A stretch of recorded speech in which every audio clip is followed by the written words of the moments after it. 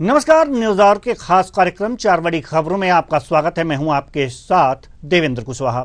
आज की पहली बड़ी खबर देश भर में ट्रेन हादसों को लेकर है, जहां 24 दिन में 3 बार ट्रैक पर अवरोध रखकर ट्रेन पलटाने की साजिश सामने आई है। दूसरी बड़ी खबर दिल्ली सरकार को लेकर है, जहां बीजेपी विधायकों ने राष्ट्रपति से दिल्ली की केजरीवाल सरकार को बर्खास्त करने की मांग की है। तीसरी बड़ी खबर उच्च शिक्षा मंत्री इंदर सिंह परमार के बयान को लेकर है और चौथी बड़ी खबर भोपाल में अतिथि शिक्षकों के प्रदर्शन को लेकर है, जहां नियमितीकरण और वेतनमान की मांग की जा रही है। तो चलिए शुरू करते हैं 4 बड़ी खबरें।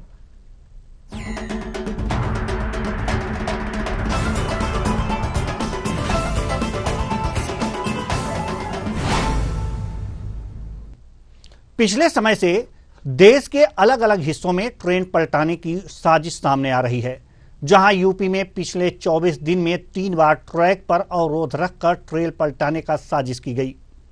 और ताजा घटनाक्रम राजस्थान के अजमेर जिले का है, जहां लामाना गांव में रेलवे ट्रैक पर 2 जगह सीमेंट के ब्लॉक रखे मिले, जिनमें फुलेरा से अहमदाबाद जा रही मालगाड़ी टकरा गई। यह घटना रविवार रात करीब 10:30 बजे की बताई जा रही है। इसे ट्रेन को पटरी से उतारने की साजिश माना जा रहा है। राज्य में 17 दिन में तीसरी और देश में 3 महीने में 9वीं घटना है। गौरतलब है कि 16 अगस्त को साबरमती एक्सप्रेस कानपुर के गोविंदपुरी में ट्रैक पर रखे बोल्डर से टकराई। 24 अगस्त को फर्रुखाबाद से कासगंज जा रही पैसेंजर ट्रेन के ट्रैक पर लकड़ी का बड़ा टुकड़ा रखा था। स्पीड कम होने से हादसा नहीं हुआ। वहीं 8 सितंबर को कासगंज ट्रैक पर गैस सिलेंडर रखा मिला। इस खबर पर ज्यादा जानकारी के साथ हमारे राजनीतिक विश्लेषक आलोक सोती जी हमारे साथ जुड़ चुके हैं। बहुत बहुत स्वागत है आपका हमारे इस कार्यक्रम में। लगातार ट्रेन को पलटाने की साजिश का मामला सामने आ रहा है, क्या कहेंगे इसे आप? देवेंद्र जी बिल्कुल सही आप कह रहे हैं। इसको सहयोग नहीं कहेंगे बल्कि प्रयोग करेंगे, क्योंकि एक आध दफे किसी से घटना हो जाती है, दुर्घटना हो सकती है, लेकिन आप देख रहे हैं लगातार इस प्रकार की घटना हो रही हैं। और उससे पहले मैं एक सोशल मीडिया पे वीडियो देख रहे थे, जो खुर्सान से एक आतंकवादी ने बिल्कुल नाम लेके कहा है कि भारत में जो है ट्रेनों को पलटाया जाए, गज़वाए हिंद किया जाए।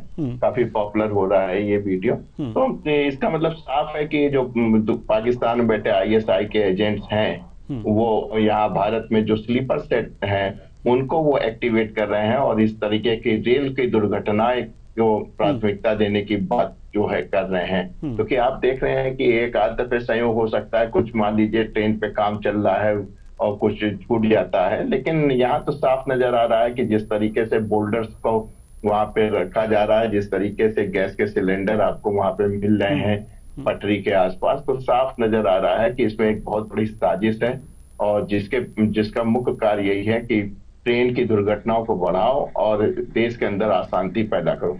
जी, तो आखिर इसके पीछे क्या हमारी IB या इंटेलिजेंस फेल हो रहा है, ये माने?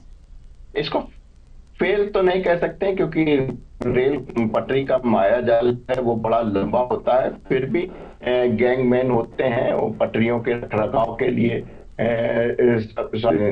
सुविधाएं होती हैं, सारी चेकिंग होती हैं, लेकिन फिर भी आप जानते हैं कि रेल होता है कि हर स्तर पे ऐसा उस पर निगाह रख पाना थोड़ा मुश्किल काम होता है। इस प्रकार का जो प्रयोग किया जा रहा है वो बहुत ही गंभीर है और उम्मीद है जिस तरीके से NIA और जो हमारे एजेंसियां हैं, ATS हैं, ये सब काम कर रहे हैं तो आगे सतर्क हो चुकी हैं।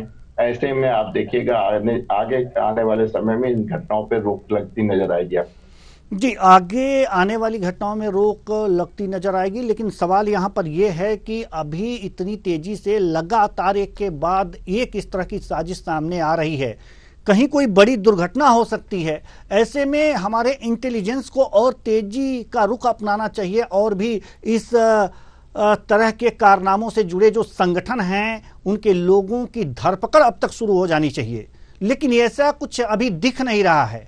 तो इस पर आपकी क्या राय है, आपका दृष्टिकोण क्या है?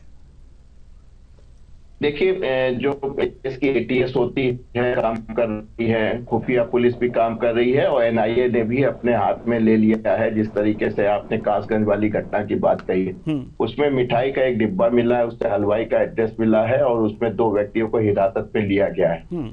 एक भी अगर छोटा सा क्लू मिल जाएगा तो आप देख रहे हैं कि ये घटनाएं जो हैं आपस में रिलेटेड नजर आ रही हैं। तो एक भी सही क्लू पुलिस को मिल गया, या इन्वेस्टिगेशन एजेंसी को, या सिक्योरिटी एजेंसी को हमारी मिल जाता है, तो आप देखिएगा इन घटनाओं पे बढ़ाई तेजी से लगेगा। आपको ध्यान होगा कि पहले जो थे बड़े बड़े शहरों में जो है बम होते थे, आपका इसके प्रेशर कुकर में बम रख दिया या टिफिन में बम रख दिया, तो वो इंडियन मुजाहिदीन का एक बहुत बड़ा ग्रुप था जो इस पे काम कर रहा था। तो हमारी एनआईए ने उसको जो है क्लियर किया, उसको पता लगाया, और सारे अपराधियों को, उन्होंने आतंकवादियों को पकड़ा। वैसे ही इसमें भी कोई ना कोई एक क्लू ऐसा मिलेगा जिससे कि सिरा मिल जाएगा। उसके बाद जितने भी अपराधी हैं, जितने भी आतंकवादी हैं जिन्होंने इस घटना को अंजाम दिया है, आप देखिएगा जल्द से जल्द हमारे जो सिक्योरिटी एजेंसियां हैं वो इनको पकड़ लेंगी। जी, बहुत बहुत धन्यवाद इस तमाम जानकारी के लिए। तो लगातार ट्रेन जिहाद के मामले सामने आ रहे हैं, और एक साजिश के तहत कि ट्रेन दुर्घटनाएं कराई जाएं, ये मामले सामने आ रहे हैं, और इस पर तमाम जानकारी दे रहे थे हमारे राजनीतिक विश्लेषक आलोक सोती। रुख करते हैं दूसरी बड़ी खबर की ओर। दिल्ली में बीजेपी विधायकों ने राष्ट्रपति द्रौपदी मुर्मू को लेटर लिखकर केजरीवाल सरकार को बर्खास्त करने की मांग की है। इस चिट्ठी को राष्ट्रपति कार्यालय ने गृह मंत्रालय के पास भेज दिया है। लेटर में लिखा गया है कि दिल्ली के मुख्यमंत्री अरविंद केजरीवाल जेल में हैं। ऐसे में सरकार से जुड़े कई काम अटके हुए हैं, फाइलों पर साइन नहीं हो पा रहे हैं। बता दें कि लेटर में विधानसभा में विपक्ष के नेता विजेंद्र गुप्ता समेत 7 अन्य विधायकों के अलावा एक पूर्व विधायक के साइन हैं। दूसरी ओर केजरीवाल को सीएम पद से हटाने की याचिका 2 बार खारिज। मार्च में गिरफ्तारी के बाद अरविंद केजरीवाल ने मुख्यमंत्री पद से इस्तीफा नहीं दिया, वह जेल से ही सरकार चला रहे हैं। सुप्रीम कोर्ट ने 12 जुलाई को ईडी मामले में केजरीवाल को अंतरिम जमानत दी, लेकिन भ्रष्टाचार मामले में वे जेल में हैं। सुप्रीम कोर्ट ने 5 सितंबर को सीबीआई केस में गिरफ्तारी को चुनौती देने वाली उनकी याचिका पर फैसला सुरक्षित रख लिया है। वहीं अरविंद केजरीवाल मुख्यमंत्री पद से इस्तीफा नहीं देने पर अड़े हैं, और दिल्ली सरकार का कार्यकाल 2025 तक है। ऐसे में बड़ा सवाल यह है कि बीजेपी विधायकों की चिट्ठी पर गृह मंत्रालय कुछ एक्शन लेता है और सरकार बर्खास्त होती है तो राष्ट्रपति शासन लग सकता है। वैसे भी दिल्ली में अगले 4-5 महीने में विधानसभा चुनाव हो सकते हैं। इस खबर पर ज्यादा जानकारी के साथ वरिष्ठ पत्रकार एल द्विवेदी हमारे साथ जुड़ चुके हैं। बहुत बहुत स्वागत है आपका हमारे इस कार्यक्रम में। बीजेपी विधायकों ने गृह मंत्रालय को चिट्ठी लिखी है कि केजरीवाल सरकार को बर्खास्त कर दिया जाए। मामले में क्या कुछ हो सकता है? इस चिट्ठी पर क्या एक्शन लिया जा सकता है गृह मंत्रालय द्वारा, और भी क्या कुछ हो सकता है? संभावनाओं और क्या क्या संभावनाएं हैं? जी देखिए, निश्चित तौर पर कहीं ना कहीं जो दिल्ली में जो एक सरकार चल रही थी, लेकिन जिस प्रकार से मंत्रियों के ऊपर आरोप लगे और कई मंत्रियों को वहां पर जांच के दायरे में आए, और अभी आरोप सिद्ध नहीं हुए लेकिन लगातार जांचें चल रही हैं, तो कहीं ना कहीं जो वहां का विस्थापन है या जो वहां की सरकार है वह कहीं ना कहीं प्रभावित हो रही है, क्योंकि कुछ जनमानस के ऐसे कार्य हैं जो वहां नहीं हो पा रहे हैं, चाहे वे विधानसभा हो या अन्य पटल पर जो मुद्दे रखने चाहिए लेकिन उस पर चर्चाएं वगैरह नहीं हो पा रही। इसको लेकर के कहीं ना कहीं बीजेपी के जो विधायक थे उन्होंने राष्ट्रपति को और सभी लोग उच्च अधिकारियों को पत्र लिखा हुआ है कि किसी भी प्रकार से इन समस्याओं का निराकरण होना चाहिए, और इसके लिए कहीं ना कहीं केजरीवाल सरकार को बर्खास्त करके केंद्र में दिल्ली की सरकार में राष्ट्रपति शासन लगाना चाहिए। अब आने वाला सवाल सबसे बड़ा ये वो पड़ता है कि अभी चुनाव में काफी समय है, तो क्या किस प्रकार से वहां पर रणनीति बनाई जाएगी, किस प्रकार से वहां चुनाव होंगे, सरकार को क्या बर्खास्त किया जाएगा, क्योंकि इस प्रकार से अभी इतनी जल्दी किसी भी सरकार के ऊपर टीका टिप्पणी करना एक जल्दबाजी होगी। जी बिल्कुल, जल्दबाजी तो है किसी भी तरह की टीका टिप्पणी करना, लेकिन नियम क्या कहते हैं कि अगर इस तरह के लेटर लिख करके मांग की जाती है सरकार के बर्खास्तगी की, तो नियमानुसार गृह मंत्रालय क्या कार्रवाई कर सकता है? देखिए, संविधान में विभिन्न प्रकार का हमारे संविधान में सेगमेंट दिए हुए हैं, लेकिन कहीं ना कहीं उसमें प्रावधान है कि अगर किसी प्रकार का कोई जनमानस के मुद्दे अगर उठते हैं और अगर जनमानस के मुद्दे नहीं हो पा रहे हैं और सरकार सही से सुचारू ढंग से नहीं चल पा रही है, तो निश्चित तौर पर अगर कोई विधायक या जो जनप्रतिनिधि है वे मांग करते हैं कि सरकार सही ढंग से नहीं चल रही है, तो एक फ्लोर टेस्ट का भी ऑप्शन आता है, टेस्ट कराया जाए विधानसभा में और उसमें अपना बहुमत सिद्ध किया जाए। तो हो सकता है कि आने वाले समय में विधानसभा में एक फ्लोर टेस्ट की चुनौती दी जाए और केजरीवाल सरकार को फ्लोर टेस्ट के माध्यम से अपना बहुमत सिद्ध करना पड़े। तो ये भी एक कहीं ना कहीं एक ऑप्शन निकल कर सामने आ रहा है। नहीं, एक परिस्थितियां और भी होती हैं कि सरकार को बर्खास्त कर दिया जाता है, तो ऐसी स्थिति में जी, ऐसी स्थिति में जो इस समय की स्थितियां हैं कि मुख्यमंत्री जेल में हैं और इस तरह की बातें सामने आ रही हैं, तो क्या इस स्थिति में सरकार को बर्खास्त किया जा सकता है? देखिए, सरकार के बर्खास्त के कई प्रावधान है।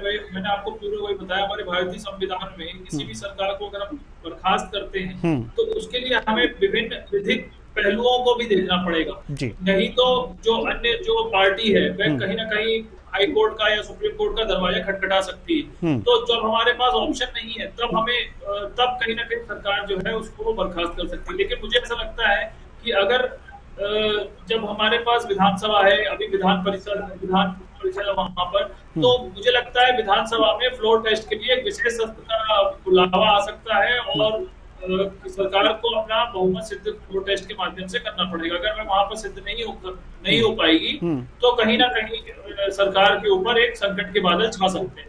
तो फ्लोर टेस्ट होगा, मुख्यमंत्री तो जेल में हैं, तो इस समय फ्लोर टेस्ट पास करने की कितनी ज्यादा संभावनाएं आपको लगती हैं कि अगर जो फ्लोर टेस्ट हो तो फ्लोर टेस्ट में जेल से ही पास कर जाएंगे?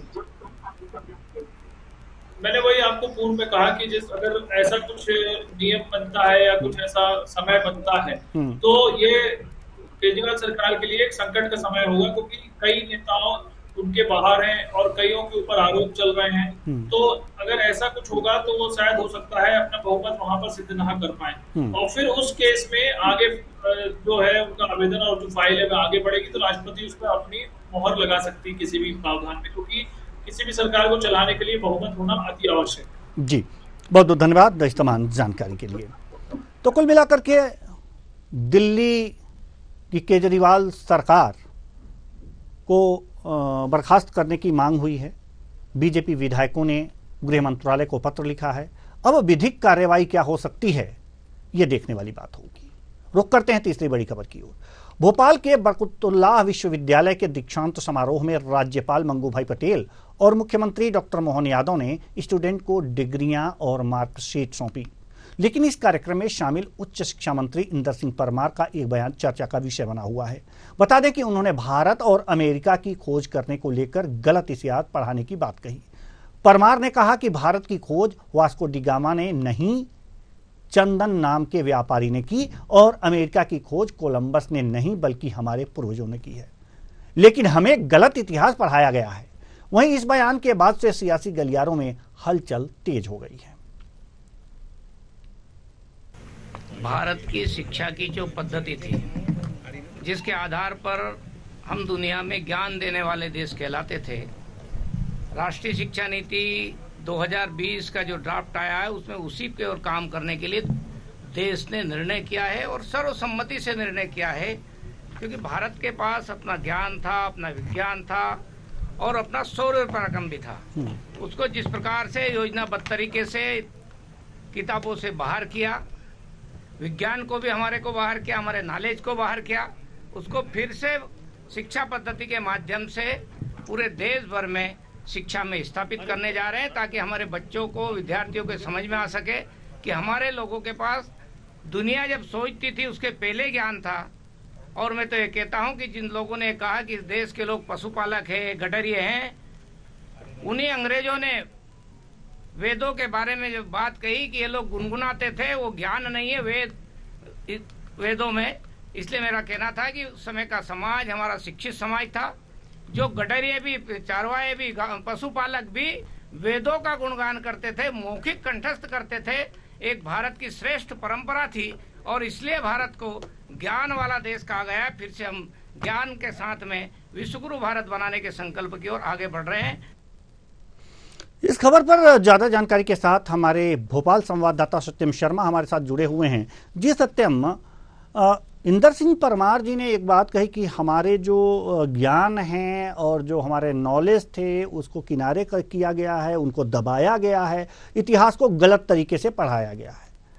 ठीक है, एक बात उन्होंने कही कि भारत की खोज वास्को डिगामा ने नहीं की, चंदन नामक व्यापारी ने की। तो ये चंदन नामक व्यापारी, एक तर्क पर अगर जो इसे तर्क की कसौटी पर कसें तो चंदन नामक व्यापारी यानी कि ये लगता है कि भारतीय नाम है। तो इसने ये कहीं और देश में था क्या कि इसने भारत की खोज कर ली? इसके पीछे का तथ्य इसे पूरी तरह से हमें समझाने का प्रयास करें आप। देखिए देवेंद्र जी, ये दीक्षांत समारोह के दौरान ये कार्यक्रम तो रखा गया था कुशाभाऊ ठाकरे कन्वेंशन हॉल में, जहां पर जो बरकतुल्लाह यूनिवर्सिटी के उपाधि वो दी गई है जो भारत के वापस सीएम डॉक्टर मोहन यादव और राज्यपाल भी मौजूद है। इस दौरान जो शिक्षा मंत्री है, उच्च शिक्षा मंत्री इंदर सिंह परमार ने साफ तौर पर बयान दिया है। हालांकि ये बयान पहली बार उनका नहीं आया है, पहले भी ये बयान ऐसे देते रहे हैं कि जो भारत की खोज है वो वास्को डिगामा ने नहीं की है, जो अमेरिका की खोज है वो भी जो जिसकी बात की जा रही है उन्होंने नहीं की है। हालांकि इसमें देखिए लगातार से विवाद बना रहा है। उन्होंने साफ तौर पर भारतीय संस्कृति को कांग्रेस के समय में जो 17 साल कांग्रेस ने शासन चलाया है देश में, उसमें जो राजनीति इस पर है कि जो भारतीय संस्कृति है उसको दबाया गया है। कई ऐसी भारतीय कलाएं थी, चाहे आयुर्वेद से रिलेटेड हो, चाहे विज्ञान से रिलेटेड हो, चाहे गणित की खोज की कई बातें हो, पाई चार्ट या अन्य गणित में फार्मूले चलते हैं, पाइथागोरस थ्योरम, इन पर बातों पर भी वो कई बार बोलते आए हैं। उन्होंने साफ तौर पर निशाना ये साधा है कि जो भारतीय संस्कृति थी उसको दबाव में आकर उसको कहीं न कहीं हटाया गया है, क्योंकि ये जो सारी खोजें थी वो जो भारत के लोग थे जिसका नाम अपने दिया चंदन, उसने खोज की थी और ऐसे करा कि जो भारतीय संस्कृति है उसको दबाने पूरा मंच रखा गया था। और भारत ये ठीक है, इसका तो प्रमाण इंदर सिंह परमार जी देंगे। सत्यम जी, सत्यम, जैसा कि अभी इसका प्रमाण तो इंदर सिंह परमार देंगे कि हाँ वास्तव में भारत की जो खोज है वास्को डिगामा ने नहीं की है, अमेरिका की खोज कोलंबस ने नहीं की है, वो किसी भारतीय ने की है। लेकिन जो नाम से स्पष्ट हो रहा है कि भारत की खोज, ऐसा हमने ये पुर्तगाली जो था वास्को डिगामा, ये व्यापार करने के उद्देश्य से एक नाविक था और व्यापारी था जो भारत की खोज की थी, ऐसा हमको इतिहास में पढ़ाया जाता है। लेकिन सवाल यहां पर यह है कि अगर जो चंदन नामक व्यापारी ने भारत की खोज की तो रहता कहां था? और चंदन नाम से यह लगता है कि वो किसी भारतीय का नाम है, यानी कि भारतीय ने की तो किसी भारतीय ने भारतीय की खोज की, इंदर सिंह परमार ये कहना चाहते हैं। तो वो भारतीय रहता कहां था? ये तो सवाल हैं जो उनको क्लियर करने चाहिए। नहीं, उनका ये कहना है कि जो अमेरिका की खोज है वो भारतीय की है। वास्को जो कोलंबस इसकी बात की जा रही है, अमेरिका खोज कोलंबस ने की है, कोलंबस ने अमेरिका की खोज नहीं की है, भारतीय व्यापारी जो था उसने की थी। वास्को डिगामा के लिए हालांकि उन्होंने स्पष्ट तौर पर नहीं बनाया कि भारत की खोज वास्को डिगामा ने, हालांकि वो कहते हैं कि वास्को डिगामा ने भारत की खोज नहीं की है। पहले से भारतीय विज्ञान और ज्ञान इतना बड़ा था कि वो चाहे अमेरिका हो चाहे अन्य देशों, यहाँ तक भारत फैला हुआ था और भारत के जो ज्ञान थे ये कई देशों में भी खुदाई के दौरान मिले हैं या कई प्रमाण ऐसे साक्ष्य मिले हैं। लेकिन साफ तौर पर उनका निशाना जो है वो भारतीय संस्कृति को दबाने को लेकर है, यानी इतिहास को गलत पढ़ाया गया, ऐसा कहना है इंदर सिंह परमार का। चाहे विज्ञान के क्षेत्र में हो, पाइथागोरस थ्योरम को लेकर भी उन्होंने कहा था कि पाइथागोरस थ्योरम की खोज जो पाइथन नाम का ये अंग्रेजी व्यक्ति था, ये जो भी रहा हो उसने नहीं की थी, किसी जो वैज्ञानिक हिंदू वैज्ञानिक है उन्होंने की थी, जो हमारे ऋषि मुनि थे। इसी तरह जीरो की धारा की खोज सबको पता है इंडिया ने की थी। तमाम गणित के भी फार्मूले हैं, विज्ञान के भी फार्मूले, पहले कहा जाता था कि धरती चपटी है या किसी भी तरह के है तो उसको पहले भारत ने बताया कि धरती सूरज चारों चक्कर लगाती है। पहले ऐसा माना जा रहा था कि सूरज धरती के चक्कर लगाता है, लेकिन भारत के वैज्ञानिकों ने पहले से ही खोज कर ली थी कि सूरज स्थिर है, सूरज के चारों पर जो धरती है वो चक्कर लगाती है, और धरती के चारों चंद्रमा और ये अन्य जो उपग्रह होते हैं वो चक्कर लगाते हैं। सूरज से ये सारी चीजें ठीक हैं, पहले ही ये सारी चीजें ठीक हैं सत्यम। देखिए, ये जो भी बातें हो रही हैं, ये जो ज्योतिष विज्ञान से संबंधित, ये महर्षियों ने पहले ही खोज कर ली थी, इस बात में कोई संदेह नहीं है। इसमें कोई संदेह नहीं है कि जो भी गणना की जाती थी, सूर्य से दूरी, चंद्रमा से पृथ्वी की दूरी, इसको भी अगर जो आज नापा जा रहा है तो ये पहले ही हमारे मनीषियों ने इस दूरी को लिख दिया था, और इसको लगभग कई देश मान भी रहे हैं इस बात को कि हाँ, ये पहले ही दूरी तय कर ली गई थी, लिख दी गई थी। ये तो समझ में आता है, लेकिन भारत की खोज चंदन ने की थी, ये समझ में नहीं आता। ये परमार जी को बताना चाहिए, और आप लोगों को उनसे पूछना जरूर चाहिए। देखिए, इसी बात को लेकर वो निशाना साध रहे हैं कांग्रेस पर कि ये भारतीय संस्कृति को क्यों नहीं पढ़ाया गया कि जो अमेरिका की खोज है वो चंदन ने की है। ये क्यों बताया जाता है? नहीं, अमेरिका की खोज ये बातें नहीं है। ये अमेरिका की खोज कोलंबस ने नहीं, एक भारतीय व्यापारी ने की है, और भारत की खोज वास्को डी गामा ने नहीं, चंदन नामक व्यापारी ने की है। ये बातें चंद्र सिंह परमार ने कही हैं। तो ये कंफ्यूजन वाली चीजें हैं, और जब भी मिल जाए परमार साहब तो ये जरूर आप पूछिएगा उनसे कि चंदन नामक व्यापारी ने अगर जो भारत की खोज की थी तो वो किस देश में रह रहा था चंदन नामक व्यापारी। चलिए, आप हमारे साथ बने रहिए, अगली खबर की ओर रुख करते हैं। अगली खबर की तरफ रुख करते हैं। भोपाल के अंबेडकर नगर मैदान में प्रदेश भर के 8,000 से ज्यादा अतिथि शिक्षक प्रदर्शन कर रहे हैं। इनकी मांग है कि डिपार्टमेंटल एग्जाम करवा कर उन्हें गुरुजियों की तरह नियमित किया जाए, और बतौर अतिथि शिक्षक परीक्षा के स्कोर बोर्ड में प्रत्येक सत्र के लिए अधिकतम 10 अंक की पात्रता दी जाए। बता दें कि प्रदर्शनकारियों ने मांगे पूरी नहीं किए जाने पर तिरंगा यात्रा निकालते हुए सीएम हाउस का घेराव करने का ऐलान किया है। इसके मद्देनजर पुलिस ने अंबेडकर पार्क के आसपास बैरिकेडिंग कर दी है। वाटर कैनन के साथ बड़ी संख्या में पुलिस बल भी वहां पर मौजूद है। यह प्रदर्शन अतिथि शिक्षक महासंघ मध्य प्रदेश के बैनर तले किया जा रहा है। वहीं अतिथि शिक्षक पूर्व मुख्यमंत्री शिवराज सिंह चौहान के 2 सितंबर 2023 के वादे को याद दिलाते हुए नियमितीकरण और समान वेतन की मांग कर रहे हैं। वहीं मांग पूरी न होने तक राजधानी की सड़कों पर उतरकर प्रदर्शन करने का ऐलान किया है। तो हमारे भोपाल संवाददाता सत्यम शर्मा हमारे साथ बने हुए हैं। जी सत्यम, अतिथि शिक्षकों की मांग जायज है, सरकार का रुख क्या है? देखिए, अतिथि शिक्षक अपनी नियमितीकरण और अन्य 5 मांगों को लेकर लगातार प्रदर्शन कर रहे हैं। सेकंड भोपाल में वो सीएम हाउस को घेराव करने पहुंचे थे, और साफ तौर पर 8,000 के करीब यहाँ पर शिक्षक थे। उनकी मांगे हैं कि जो गुरुजी की तरह उनको भी नियमितीकरण किया जाए, क्योंकि 2 सितंबर को शिवराज सिंह चौहान के तत्कालीन मुख्यमंत्री रहे थे जब चुनाव था 2023 में, तो शिवराज सिंह चौहान ने कहा था कि इनको नियमित जो गुरुजी है नियमित शिक्षक के किया जाएगा, और अन्य मांगे भी उन्होंने रखी। हालांकि आरोप शिक्षकों के कई इस दौरान लगाए गए हैं, चाहे ज्योतिरादित्य सिंधिया केंद्रीय मंत्री हो, उन पर भी आरोप लगाया गया है कि जब कांग्रेस की सरकार की थी तो ज्योतिरादित्य सिंधिया ये बोलकर आए थे कि हम शिक्षकों के सम्मान के लिए सड़क पर उतर रहे हैं, लेकिन अब तक शिक्षकों की मांगे पूरी नहीं की है।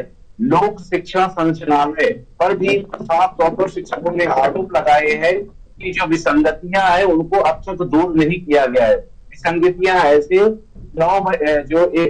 एक साल के दौरान 9 बार शिक्षकों के लिए भर्ती निकाली गई, लेकिन नियम कार्य और कुछ भी नहीं किया गया, जिसके बाद कई बार भर्तियां विसंगतियां रही और भर्ती कैसे करनी पड़ी।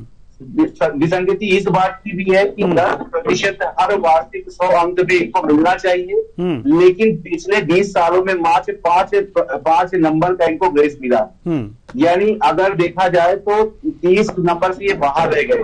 कई बार कि अगर 30% बच्चों के रिजल्ट नहीं आते हैं स्कूलों में, तो नियमित शिक्षकों यानी गुरु जी को कोई कुछ भी प्रभाव नहीं पड़ता, अतिथि शिक्षकों को हटा दिया जाता है। ये भी आरोप साफ तौर पर सरकार और लोक शिक्षण संचालनालय पर अतिथि शिक्षकों ने लगाए हैं। उनकी डिमांड है कि पहली डिमांड ये है कि सबसे बड़ी डिमांड है कि उनको नियमित किया जाए, नियमित के अनुसार वेतनमान दिया जाए, और जब एग्जाम लिया जाता है पात्रता परीक्षा के अनुसार उनका भी प्रमोशन किया जाए, ऐसे शिक्षकों की मांग है। इस दौरान देखिए, जब ये आप लोग लेकर आगे बढ़ रहे थे, तिरंगे को लेकर आगे बढ़ रहे थे, तो जिन शिक्षकों को स्कूल में होना चाहिए वो बेचारे शिक्षक सड़क पर पुलिस की लाठियां खाने के लिए, आंसू गिरस खेलने के लिए और पानी की बौछारें देने के लिए परेशान होते हैं।